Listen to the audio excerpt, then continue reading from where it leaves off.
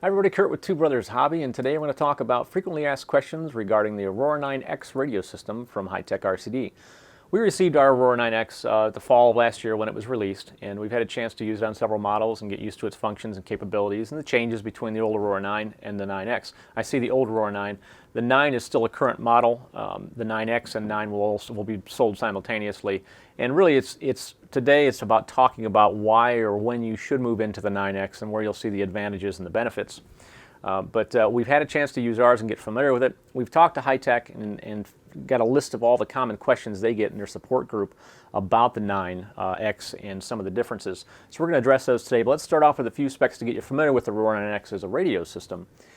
It has a built-in AFHSS module as opposed to the old version, which was actually a snap-in external module. It also supports AFHSS Gen 1, Gen 2, and then also SLT protocol, which is kind of cool. We'll talk about that a little bit later. 4096 resolution is a huge jump from the old resolution of the Aurora 9. Has reduced latency. The dual-core processor gives us 7 millisecond frame rates. Has a vibration mode now. Also includes a pen for the touchscreen. Has the same large 5.1-inch LCD backlit screen, 320 by 80 pixels. One-stop model type settings. 3 multitasking digital trims. Fully assignable control switches, knobs, sticks, and digital trims. So essentially, if it's on the front of the radio, you can assign it. Ultra smooth quad ball bearing gimbals, kind of the same thing we saw with the 9. They've just carried that forward and made some small improvements. The power management system allows us to adjust the backlighting of the LCD screen and also the shutoff time of the system. Features digital trim nano adjusters, which give you 200 adjustable trim steps, so you can actually adjust how much trim is applied as you move through each beep step or each step on the trim knobs for each of the gimbals.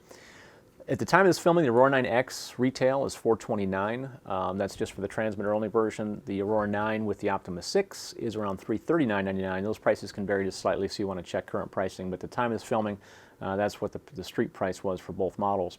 So let's go ahead and get started on some of the common questions. The first one is kind of similar. It's 2 questions, but they fall in the same category, and that is, am I able to transfer my models from my Aurora 9 to my Aurora 9X? And also, I'll answer both of these questions with the same answer. Am I able to upload my saved Aurora 9 models from my computer via the HPP22 module? Now, if you're not familiar, the HPP22 module is Hitec's product that allows you to connect your Aurora transmitter, as well as a number of other ones, the Optic 6 Sport, the Eclipse 7, any of their higher-end transmitters you can connect with the HPP22 module. It allows you to do firmware updates. It allows you to do AFHSS module updates, also grab model profiles you've created locally on the radio system, upload it to the PC, transfer it to the other models or to the other transmitters.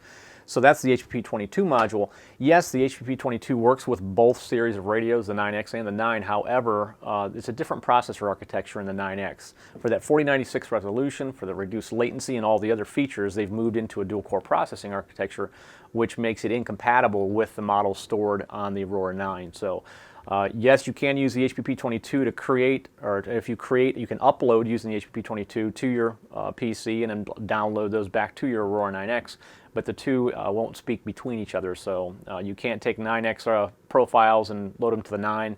Likewise, the 9 will not work on the 9X. The next question is, do I have to use digital servos with the Aurora 9X? No, you don't have to. In fact, the Aurora 9X is fully compatible with their full line of receivers. So you can use your Optic 6 or Optima 6, 7, and 9 receivers. You can use their Maxima series receiver. You can use their Minima series receivers. So all of those receivers will work. Now when we talk about do I have to use digital servos, only when using the Maxima receiver. This is the new receiver that came out at the time of the Aurora 9X. And the cool thing is it supports the latest version of the AFHSS protocol, and it offers the most reduced latency. It is a digital servo-only receiver, but if you're using an Optima or a Minima series receiver, you can use digital or analog servos just fine. Next question is whether or not you can use head tracking devices with your Aurora 9X, and the answer is no, not at this time. Next question is, will I have 4096 resolution with the Optima and Minima series receivers also? Yes, you don't have to have the Maxima receiver to get 4096 resolution. You can use any of the Optima, any of the Minima.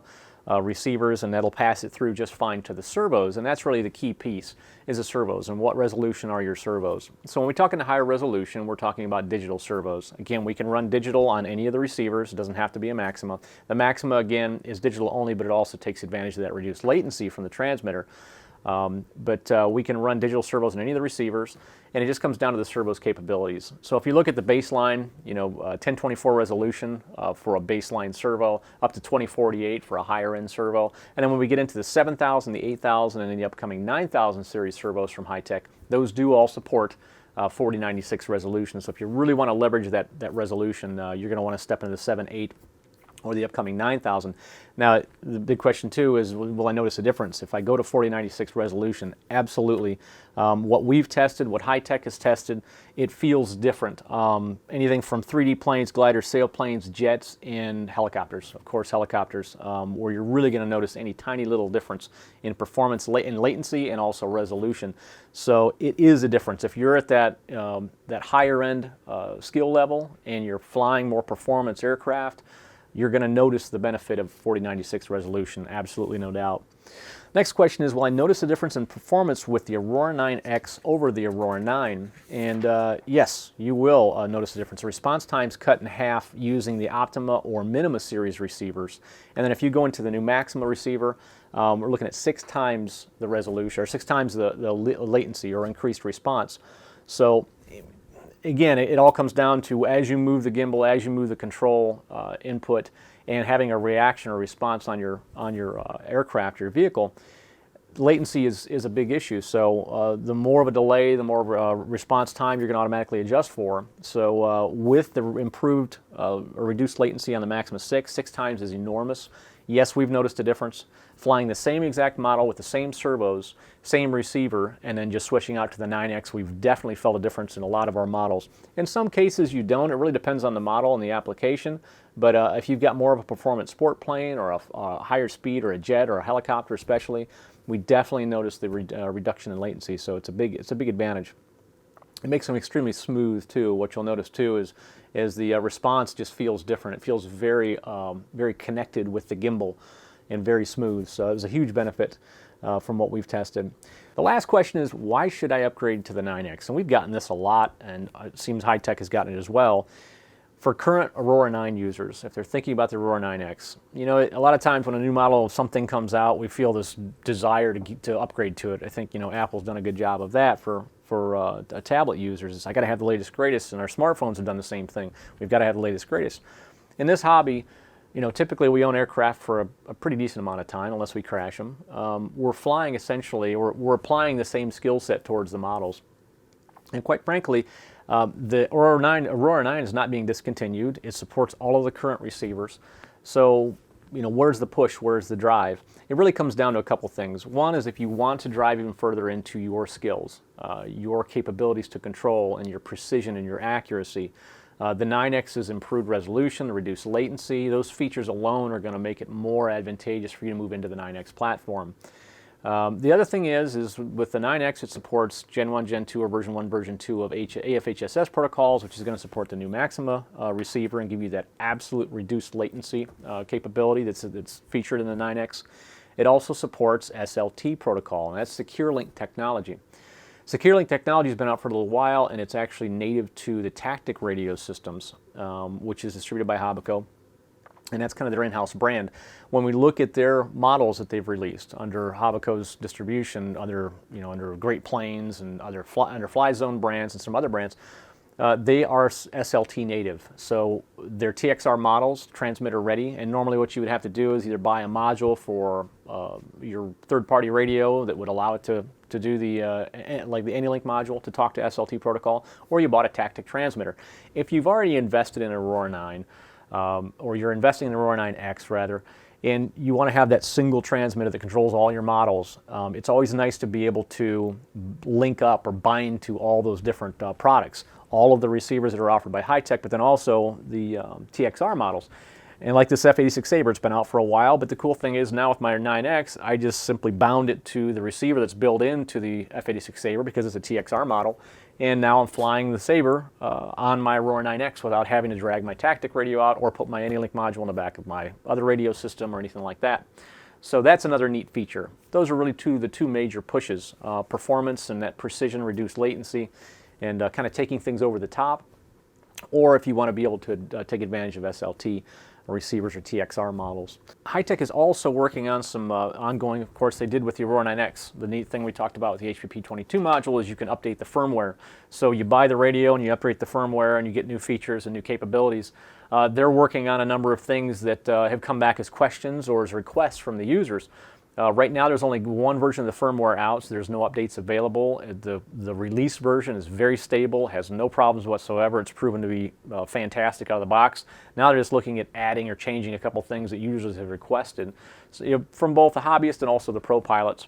Like vibration mode, they're making some changes in the vibration mode for more assignability, because right now it's kind of it acts a lot. It's vibrating a lot on a lot of different functions. So they're giving some more customization to the vibration modes, so you can do different program assignments.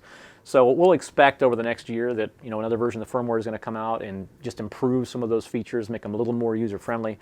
But out of the box, it's had no problems whatsoever. We've used it in a number of scenarios and haven't had any issues at all. As far as support, one of the things that we've always liked about Hitec and has been a big plus for us in terms of bringing information and products to our users' desktops via video or static information, is the fact that they're backed by a really great support group. It's based out of Greater San Diego, California, and Don, Mike, Billy, Tony, all those guys, even Sean, they're the ones that pick up the phone when you call. They know the products. These are full-time dedicated employees that do just this, as well as other functions within Hitec, so they have a great understanding of a broad scope of support and warranty and everything else. So when you call in, they get your issue resolved very quickly, and for us that's a huge benefit for the users. We want to make sure you guys have a good hobby experience, so when we talk about stuff, we focus on things that we know are going to give you a lot of years of performance, and the company's going to back you up and take care of you as well. So that's just a big plus. So the Aurora 9X is another product that's going to fill the slot within their support group and keep you guys up and flying or driving, whatever your application is. Finally, if you have more questions about the Aurora 9X and you'd like to get more information in terms of what the 9 has, the 9X, comparative information, all that good stuff, you can go to their website at hitecrcd.com. And worst case, if you're completely against the wall and you just have a couple of questions that we didn't answer, drop us a line at support@tobefly.com or reach out to Hitec as well on their website and contact their support group, and I'm sure they'll be happy to answer your questions. Good luck with your Aurora 9X. I'm Kurt with Two Brothers Hobby. Thanks for watching.